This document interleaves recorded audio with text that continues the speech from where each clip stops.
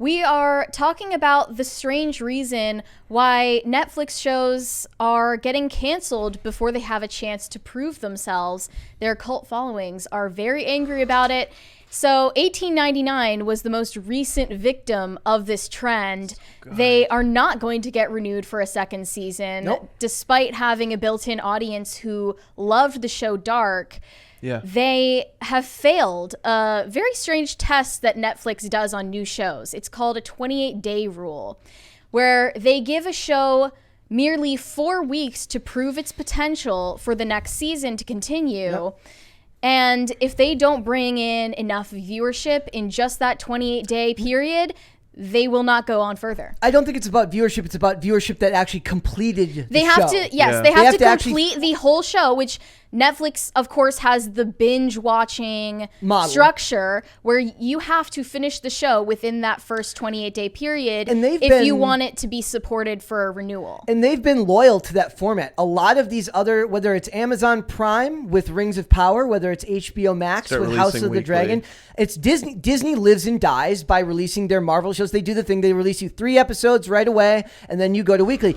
And look, from a business perspective, it makes sense. Right. How long was She-Hulk in the news cycle? Because every week a new episode, and every week the director would say something ridiculously stupid that would make everyone want to just that's puke. a separate issue. Like, I think keeps it there are strengths weekly. and weaknesses to both models. Well, exactly, because this model that Netflix has, it forces shows to reveal everything early in the series. There is no waiting for that awesome twist at the end. Yep. Which, have you guys watched 1899? I do plan to watch it. Weirdly, like, the demon inside me is like, you're better off watching it now because it won't get renewed and you won't have to commit as much. Like, my commitment phobe is like weirdly in line with the commitment phobia of Netflix. I don't commit to Netflix shows because I have no, like, it's scary. I liked Archive 81. Nobody else liked Archive 81. I liked it too. I just watched that. I liked it. I thought it was slowly paced and I thought it was a little bit bland, but in general, I thought this is going to sound really lame. The lead actor had such a great voice that, like, he had this, like, unique commanding voice that, like to this day, like, they say, like, someone's voice is the last thing, is like the first thing you forget about them. I can still remember that actor's voice in my head after hearing that. And I liked that show. But I knew as soon as I was halfway through, I'm like, there's no way this is getting a second season. There's no way it's getting a second season. As fans of shows like that, what do you think, what power do you think we have, or what can we do to, if we see a show get canceled, to hopefully convince another platform to pick it up? That's what I wanted to get into, because people are talking about Amazon Prime taking season 2 and 3 of Wednesday over now that they have purchased MGM. Wednesday Addams, the Addams brand is owned by MGM, which just got purchased by Amazon Prime. Alongside the hashtags that people are using to push for a renewal of these shows, they're also tagging, like, Amazon Prime,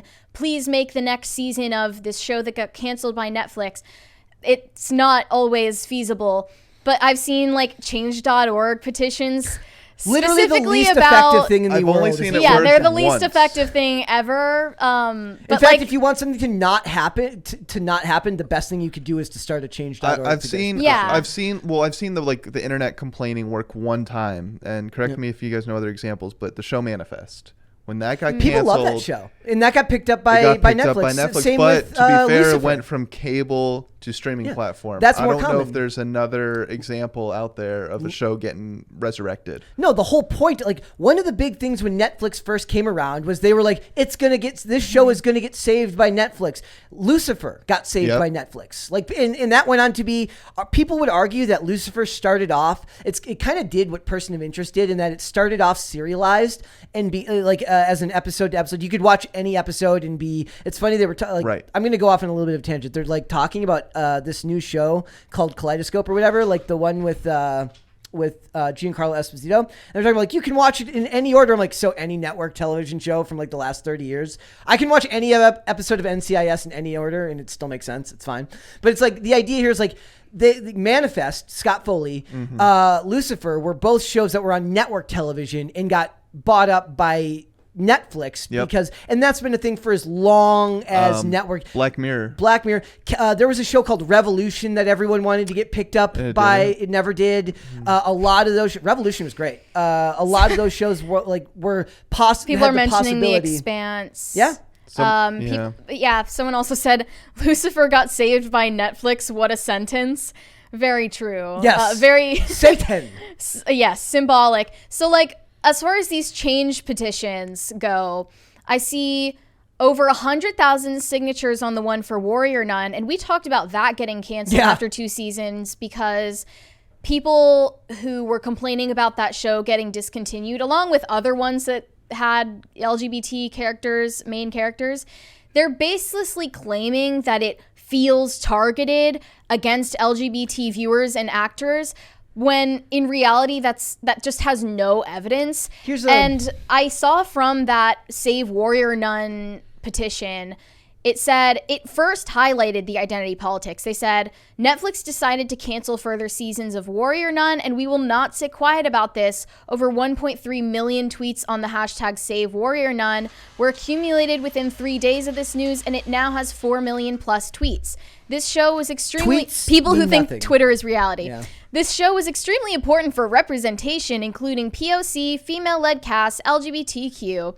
After the recent cancellations of other sapphic content, such as The Wild's First Kill, and I am not okay with this, lately more commonly canceled by Netflix, a renewal would be extremely meaningful to a community that feels constantly underrepresented, misrepresented, and undervalued in media. I can't think of a take more divorced from reality than LGBT people are underrepresented in media right now, especially in television. Yeah. Like, I that's disagree. crazy. What was that movie that flopped because it was just Rose? Rose, but that's like a case where you should not have given that a theatrical release. That was a stupid release. decision. That should have never been in the I'm just saying, there's theaters. plenty of representation in that movie. Well, yeah, that's what we're saying. They're saying is like there is nothing. There is no take more just blatantly either a lie or somebody that has no clue what's going on in the world to say. So that there's contrast that with the changed petition on 1899's behalf that has less than half the amount of signatures, and it says something very simple. 1899 was created with multiple seasons in mind. There are a lot of unanswered questions and a big cliffhanger at the end of the last episode. We want a renewal of the show and a proper end to the story. So less than half of the people went and signed this petition, and I can tell that it's because identity politics is always going to mobilize people on the internet more than a genuine enthusiasm for the content. Like, it's kind of disheartening to see that they're trend. not talking about the show. They're talking about what the show means for a cultural movement. What I think it might be, though, is 1899 was good. Did they release their viewership numbers or no? I mean, I don't they trust. Just said it was below the threshold. I don't trust them anyways. Well, before it came out, there was this writer or artist or whatever.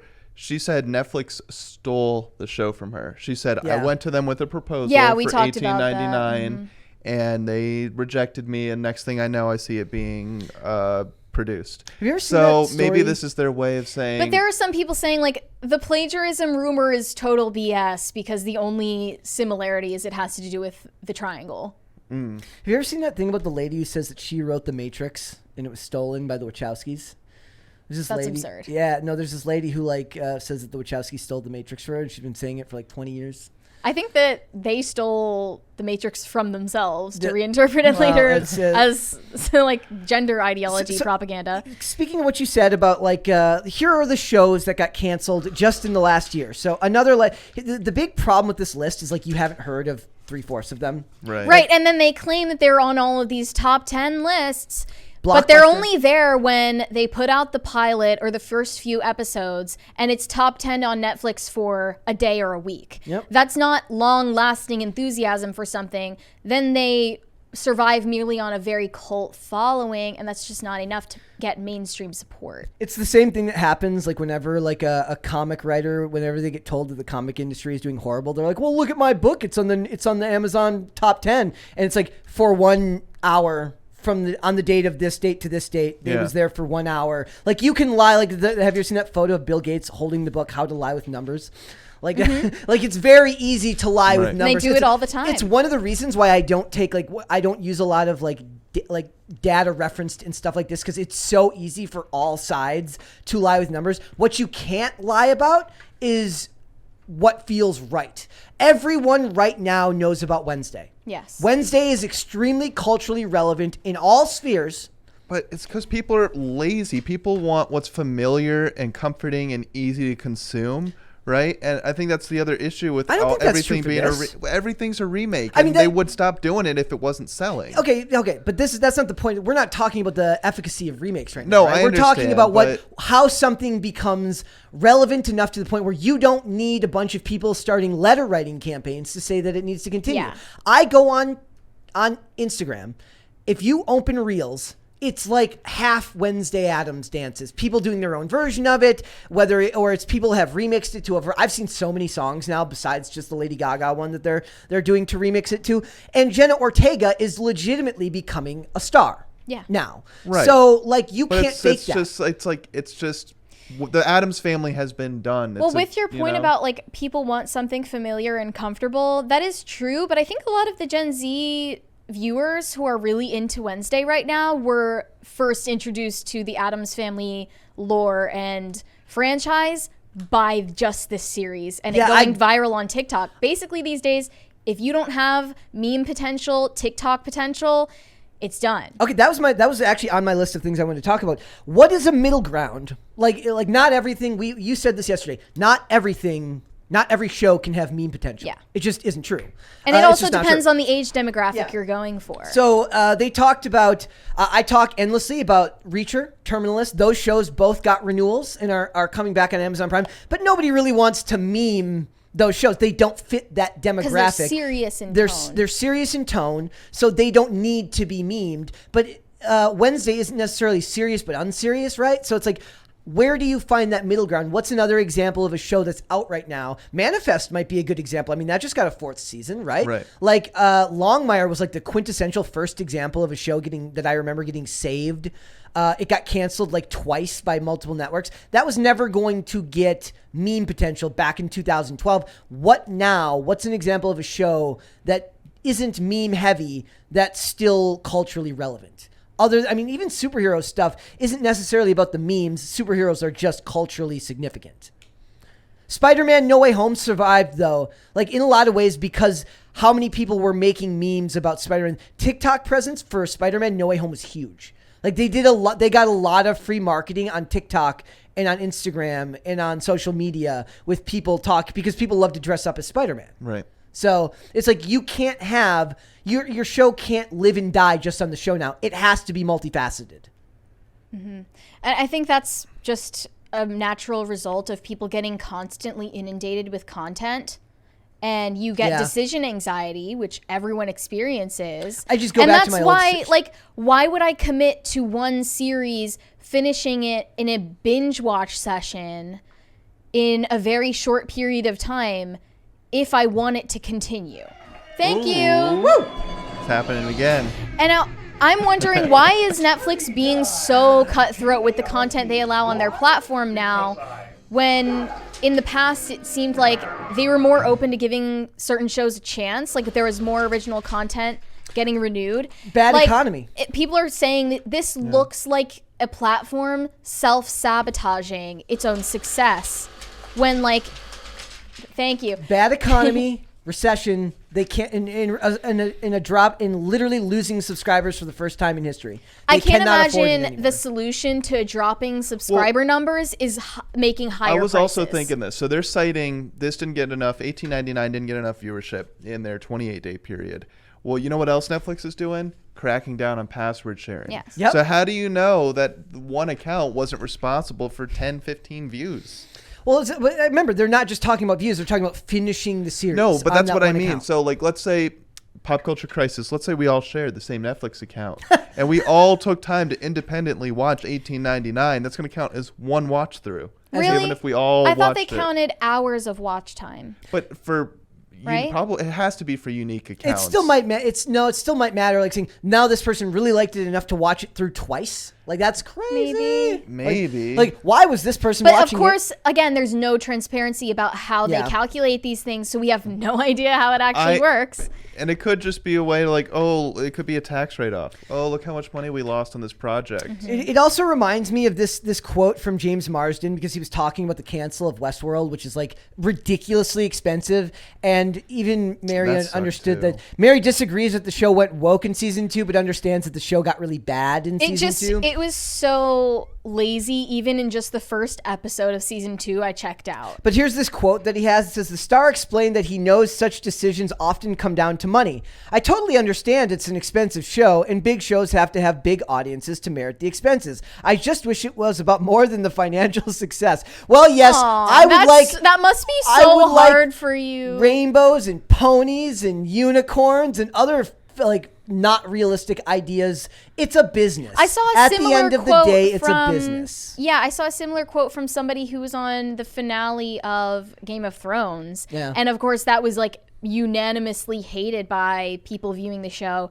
And he was just like, I didn't feel any particular way about it. I think that there were some fun things about that season, and there are things that you can appreciate about it. It's unfortunate, but like there's never an admission that they went wrong somewhere. No, they can't ever do that. It's funny too, because like when you do that, it's like human psychology. People are more willing to give you the benefit of the doubt, right? When they screwed up the design on Sonic, and they're like, look, we understand that this looks like an absolutely terrifying example of something that should have never been made. That looks like something that you would shoot if it came in your backyard. Like we're gonna fix it.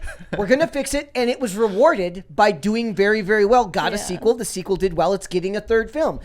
A little bit of humility goes a long way in an industry full of like annoying rich millionaires. Like, and I'm a little bit of mutual respect with the audience goes a long way these days. So yeah, I mean that's not the first show, and it will not be the last show. I don't commit to Netflix shows for this exact reason. I am gonna watch the season of 1899 though. It's one of the reasons that I love Amazon Prime, is like the shows that I've liked on Amazon Prime tend to be fine, because I like those genres that seem to be in that niche that they're left alone. Even Jack Ryan, which had an objectively awful season 2. Got a season 3, and I'm like, Amazon just seems to be throwing money at literally everything. Bezos is like, oh, I found another. I don't know. Amazon, I think, is doing better than Netflix. They've got less original content, but I think they hit more often than they miss. Well, and Amazon Prime also has the ability to, connect you with, you can subscribe to other channels through Amazon Prime. Yeah. By the way, you should never do that.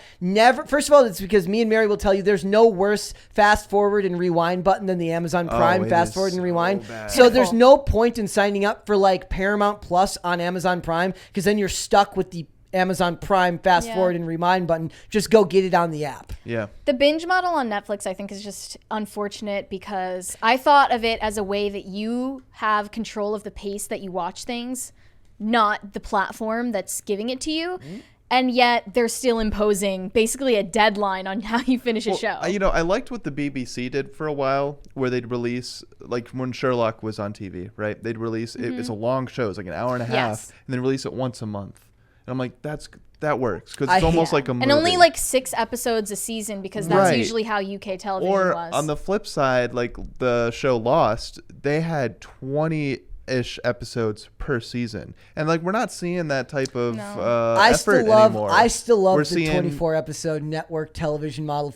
I don't want hour-and-a-half episodes. I want 42 freaking minutes. 42 minutes and 50 seconds on the dot. Every episode. But if Netflix could keep their binge model, release 5-6 episodes at a time, and do it quarterly, and have 20 episodes for the season. Now they're breaking stuff up into part 1 and 2. They're milking. I hate that. They're milking. Well, that's for contractual reasons. Like they contract someone for a certain amount. Like, I don't want to talk about Stranger Things season whatever, volume whatever. They're doing it. I want to talk about the season. I didn't finish Ozark so for this confusing. reason. I completely lost all interest in Ozark because they released it in 2 parts. So I've watched after 3 seasons, and that's that. They're doing that to The Witcher now. They're releasing the Henry Cavill's last season in 2 parts to milk the new Witcher's not Henry. I thought it was. No, he's still doing season 3, but they're going to So release what's it. this new Witcher show that's No, it's the same. No, Blood Origin just came out. Everyone hates it. Yeah. But Liam Hemsworth is the taking next over. Witcher for the last season. Okay. And they're What I talking suspect will be the last about, season. So, but yeah, they're milking that by turning Henry Cavill's last season into a part 1 and a part 2.